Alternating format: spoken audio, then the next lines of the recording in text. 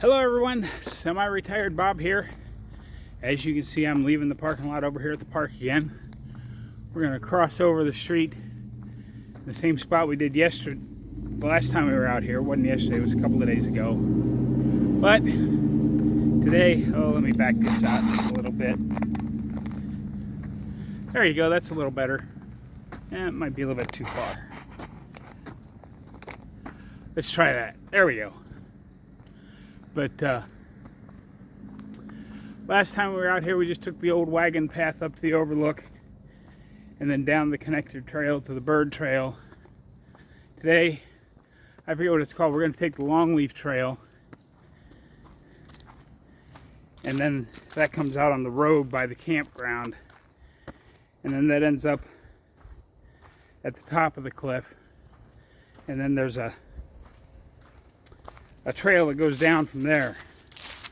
But today we're going to talk about a safe way to get off your blood pressure medicines the way I did it, and then we're going to cover part 2 of yesterday's video.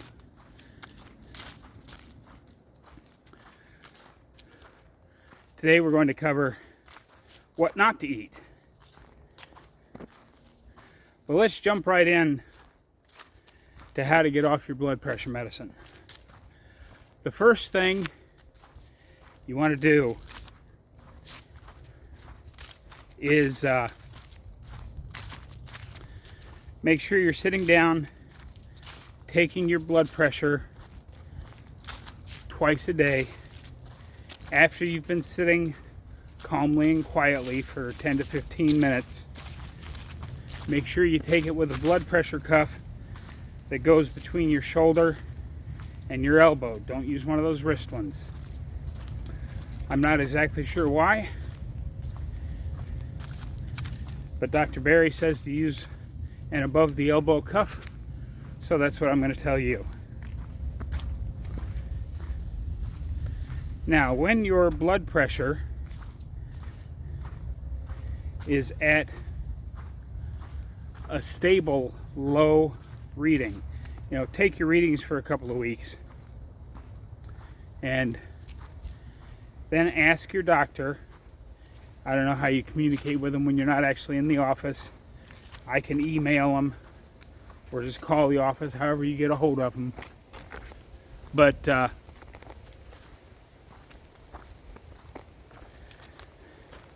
if you're on multiple medications, ask him. Say, okay, these are my readings for the last 2 weeks. I'm staying below what I would consider a low normal blood pressure,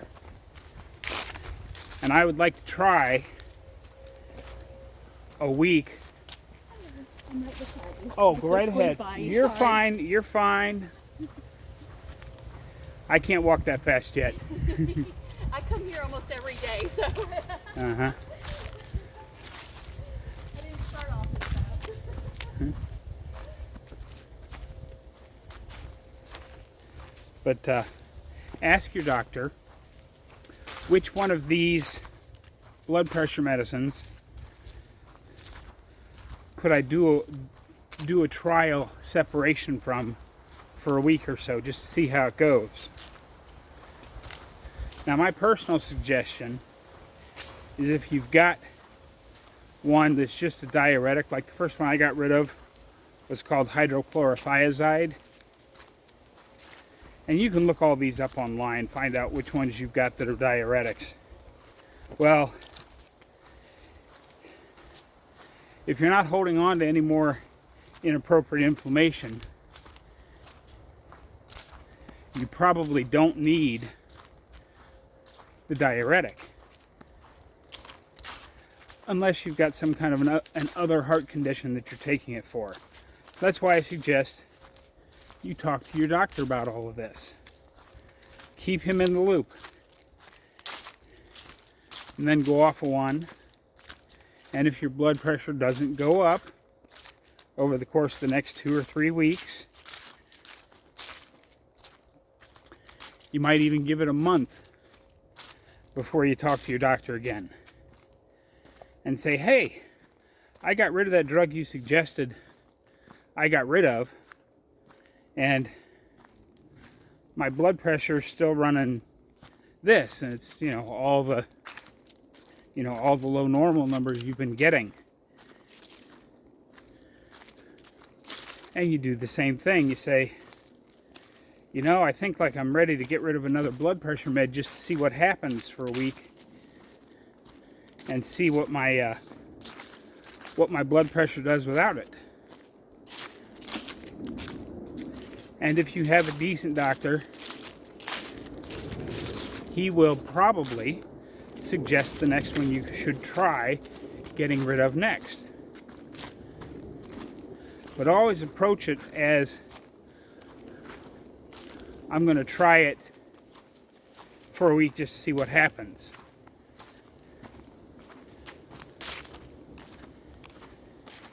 You don't need to tell them that unless your blood pressure goes way up, you have no intention of going back on those meds. And just rinse and repeat the process until you're no longer taking blood pressure medicine. Now, a couple things to be aware of. On some of them, I know my beta blocker did this to me. And I talked to a friend of mine who's one of the mentors on Dr. Barry's channel. And I said, I just quit my beta blocker, which was my last blood pressure med. And my blood pressure is slowly climbing. Is there anything to be worried about? Or as long as it doesn't go above, this point, it should be okay. And he said, you should be okay. So be aware, sometimes if you get off beta blockers and some of the other ones, your blood pressure will go up. There's a lot of roots and sticks on this path. I'm just looking at all the roots and sticks, making sure none of them are snakes. I'm not a huge fan of snakes. But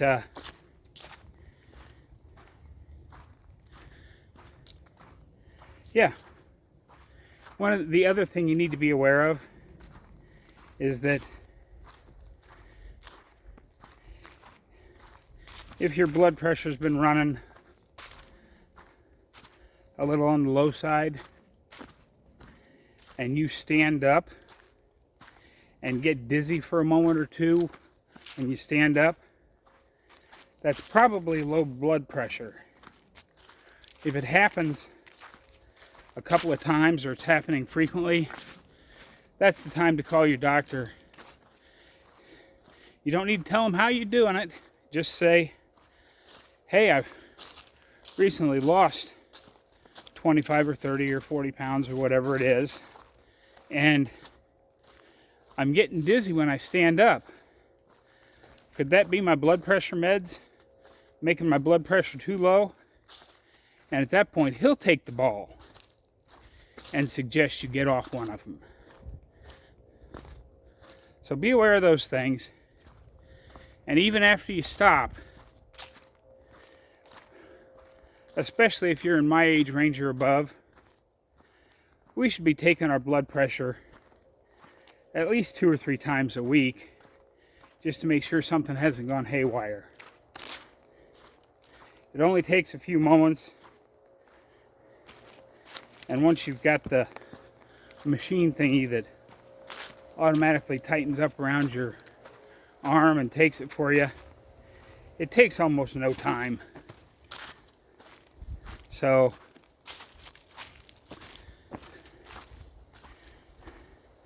that's how I safely got off blood pressure medicine. I do not suggest that you just say, I'm just going to stop, because that's dangerous. You were on them originally for a reason, just like with all your meds. Regardless of what you're taking a med for, keep your doctor in the loop, even if he's an idiot like mine that I just fired was. Let him know what you're doing. Because even idiot doctors will occasionally offer some decent advice.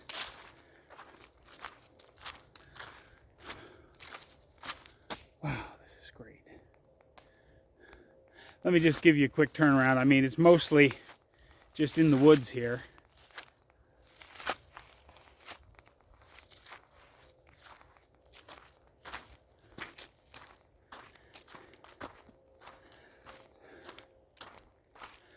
So now let's talk about what not to eat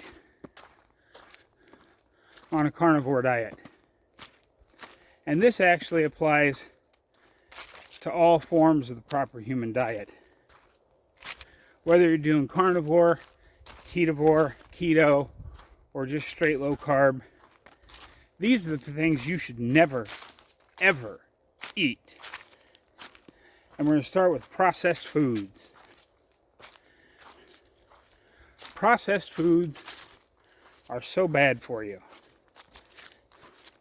Now, if you want to know all the science behind why grinding things up into a powder and then forming them into a food is a bad idea, there are several of the doctors that I follow that have whole videos devoted to processed food. But the general gist of it is, ancestrally, back however many thousands of years ago, they had no real way to grind their food into powder. And our stomachs and digestive system are designed to break food down.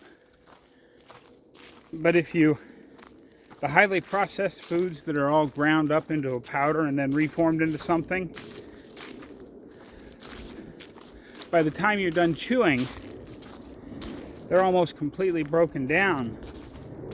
And by the time you swallow, whatever ingredients are in there go straight into the bloodstream a lot faster.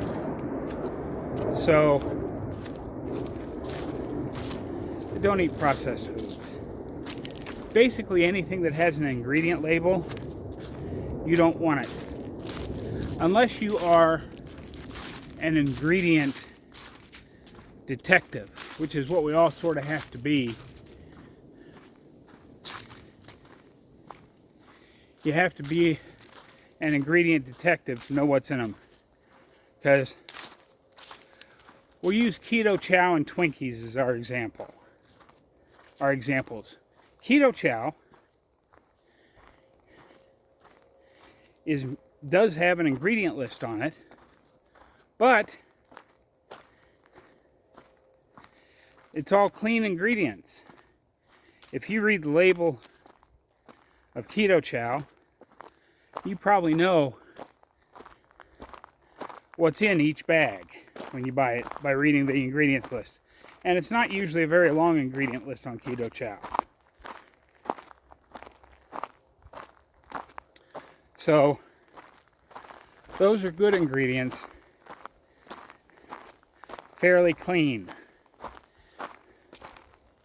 And they're always tweaking their recipes. I was watching their live the other night, and they were talking about, I don't remember what it was, they were reducing something in their recipes. But because of manufacturing lag times and everything, it was, I think they said it takes anywhere from 8 months to a year for some of the changes to take effect by the time they use up the bags, the printed bags they've got and everything else. So, but they're one of those companies I would trust, because they're obviously good ingredients, because the guy, I don't know them well enough to know what his name is, but they're a husband and wife team that run Keto Chow. But The guy ate nothing but keto chow for, I believe it was 6 months. And he lost weight, lost fat. So, while I don't recommend going that route, especially people watching my channel because we're carnivore, I don't recommend any of those products. I'm just using it as an example of clean ingredients for my Ketovore, keto, and low carb viewers. On the other end of the spectrum, take a look at a pack of Twinkies the next time you're in the store. The ingredient list takes up almost one side of the entire package. And if you're, you might be a lot smarter than me. You might know what all those ingredients are. I had to sit there and look them up. About half of them just to see what they were. There's a reason Twinkies stay shelf stable for so long.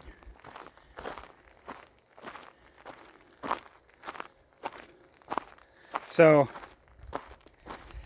don't eat processed foods. As I said yesterday, you should be eating stuff that's whole, one ingredient food, I just did a grocery haul from Walmart. Picked up a 10-pound tube of ground beef.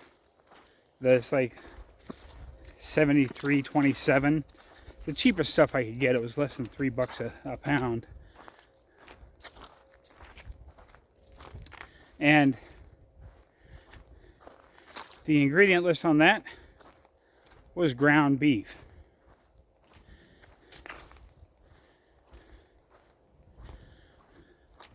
I got some roasts. They had no ingredient list.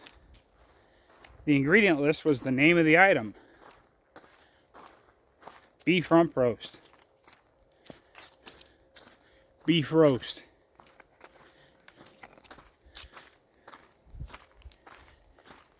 And yes, I am still doing Lion Diet because it makes my shopping list a lot easier. I normally don't buy. I bought 4 or 5 roasts,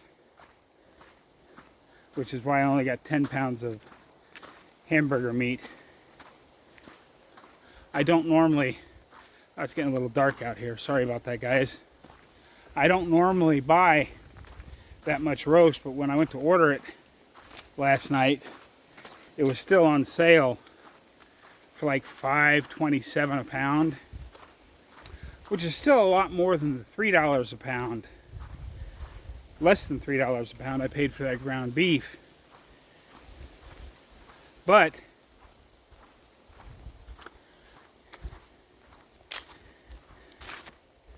that's still a pretty good price for roast. Their stew meat, I was looking at getting stew meat, but the stew meat was like $7.25 a pound, which is still cheaper than ribeyes, but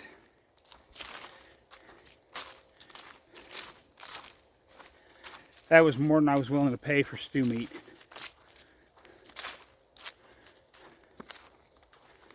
So, next thing we shouldn't eat, and this is one of the big ones,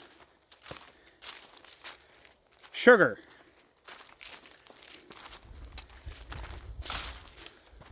Not added sugar, not foods that have sugar in them. The one caveat I'll give there is there are some bacons out there that are sugar cured or honey cured or maple cured, and as long as you're careful with them, it's not horrible. But I would prefer you find bacon, because the world moves on bacon. Bacon is your friend. But I would prefer you find a bacon that has less is just naturally cured, smoked, any of those things, so that it doesn't have any of that sugar in it. A little teaspoon of sugar that you put in your coffee in the morning, don't do it. Find something else to put in your coffee.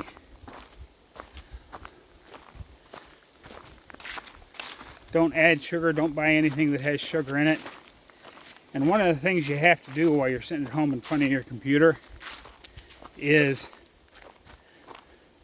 type into your Google search, what are the names the food industry uses for sugar? And write them all down.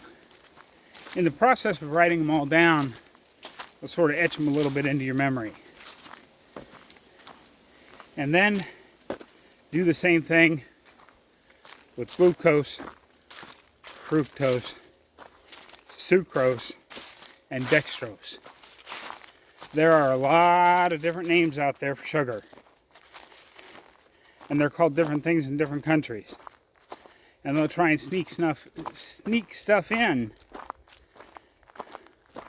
while they're manufacturing this stuff.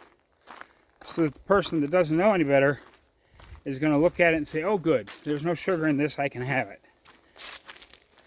And you'd be surprised at how many of the so-called keto snacks, keto cookies, keto brownies, keto breads, have some of that stuff in them. Even your standard American table salt, like the Umbrella Girl, take a look at the label of those sometimes. The second ingredient is sugar. They're desperate to keep us hooked on sugar. So just don't do it. I mean, the easiest way to avoid the sneaky sugar stuff is to buy from people you trust, like Keto Chow. They are not out there sneaking some kind of sugar into their mix. Next thing we're going to talk about is grains. You've always been told, just like I was always told, oh, well, white bread is bad for you. Here, eat this healthy whole wheat or whole grain bread instead.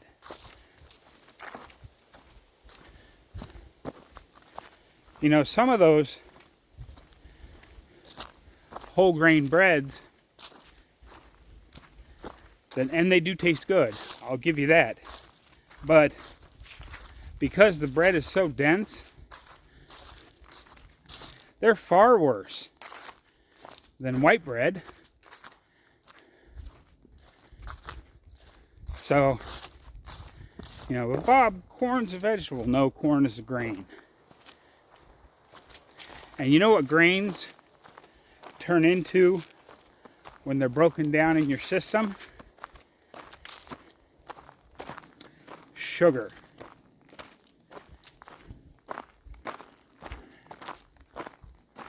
So stay away from grains. Don't eat grains. How are we doing on time here? Okay. Because I really ran off at the mouth yesterday. I didn't even realize how long the video was getting. Because I get that way sometimes. I start talking about something I want to talk about, and I just keep talking. But I'm trying to keep these videos somewhere between 25 and 35 minutes.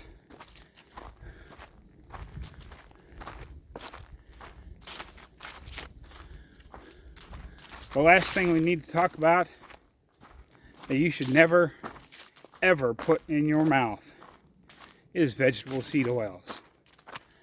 Whether it be canola oil, grapeseed oil, cottonseed oil, any of the oils, but especially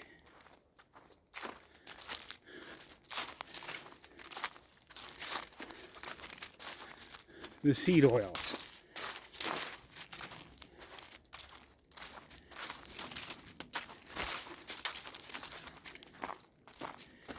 Dr. Bart K, Professor Bart K,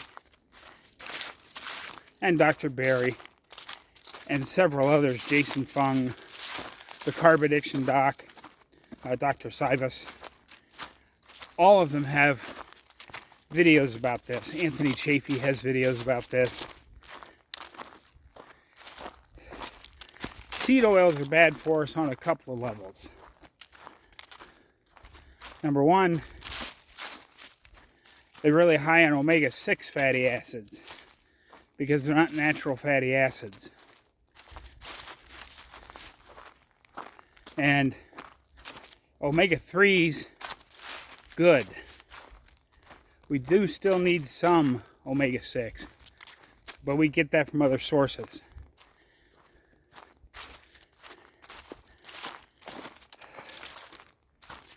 And since omega-3 and omega-6, as I understand it, now you can't quote me on this because remember I'm not a doctor, I don't even play one on TV, but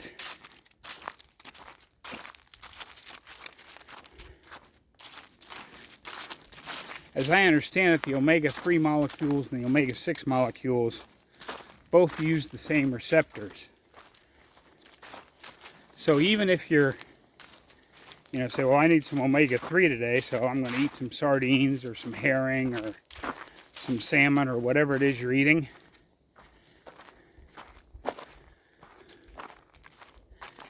If you've recently flooded your system with seed oil that has omega-6, you're not going to be able to use any of that omega-3 because the receptors are already taken up. That includes margarine. Margarine is just a vegetable seed oil clumped out into a solid form, and they add some flavoring to it to sort of make it taste like butter.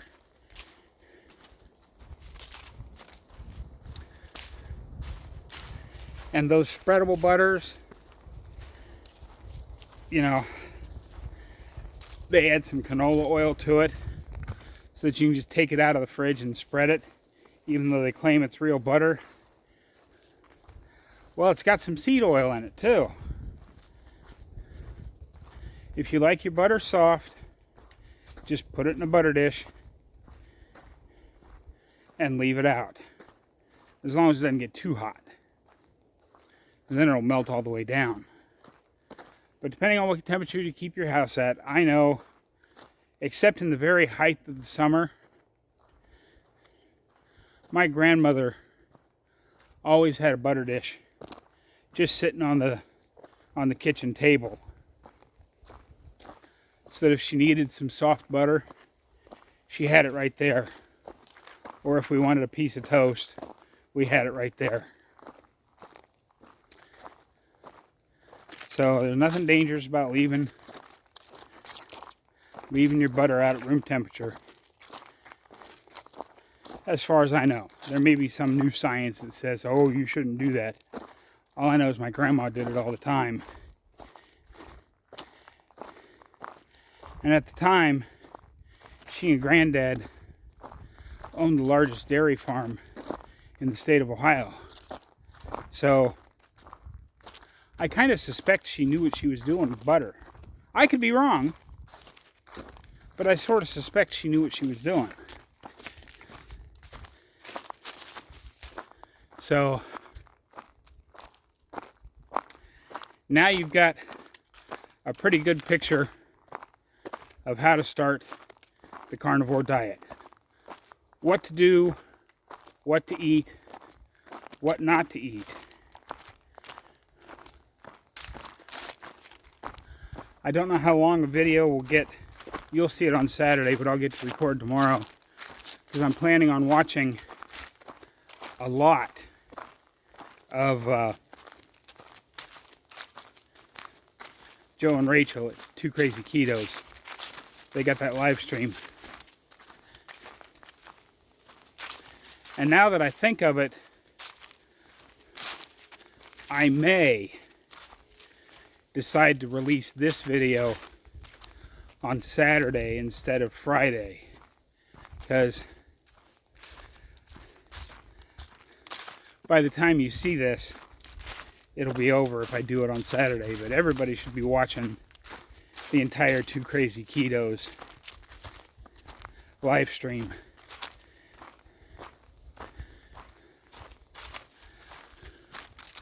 But I'm going to keep walking here.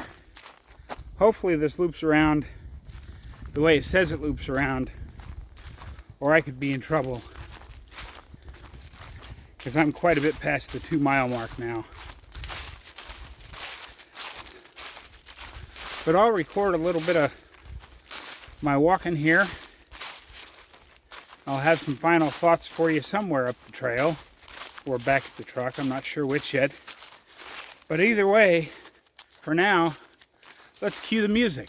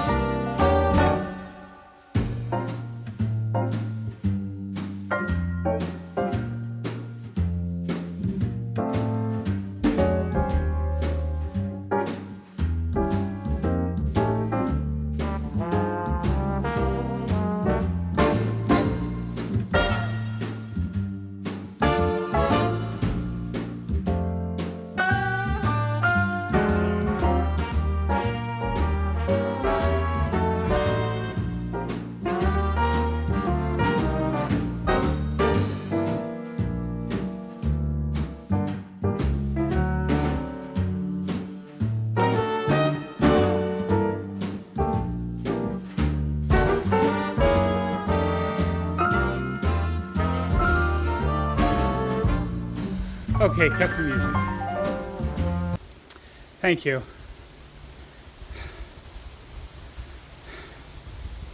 Oh my. I thought I had it worked out that I'd loop back around towards where the trail began. But somehow I ended up on the Spanish Moss Trail. And I was going to stop the video earlier, but that last little bit of sped up section, you can probably see me struggling. Because there was a 1/4 mile of stairs. And it wasn't a regular staircase. It was just some boards plunked into the ground. And the steps were all at least double the height of a regular stair step. That was really, really tough. I had to stop and take a break a couple of times because my heart rate went above 120. But it's back down to 95 now, so that's okay. Yeah, I'm still recovering pretty quick, but man, that was rough. But remember to clean up your diet, stop eating processed foods, stop eating added sugar, all sugars, stop eating grains, and stop eating processed seed oils. Those are the big 4. If you cut those out of your diet, you'll be amazed at how much healthier you get. That's tomorrow's short. I don't even know what to say, guys. I'm just exhausted, and I'm here at the other end of the overlook. I'm at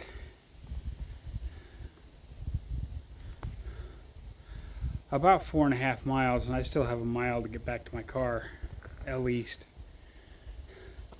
So I'm going to sit here and take a break for a little bit, and hopefully get the strength to get back there. I, of course, somewhere in here will let you know all the details about what the mileage was.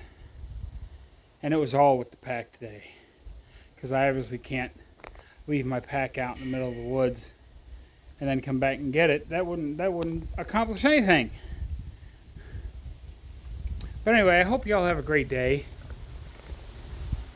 Don't forget to get out there, be 1% better tomorrow, today, whichever it is. Video over here to go back to the beginning of my walking journey for the entire September playlist. Another video over here you've probably never seen before. Have a great day, everyone. I'll see you tomorrow.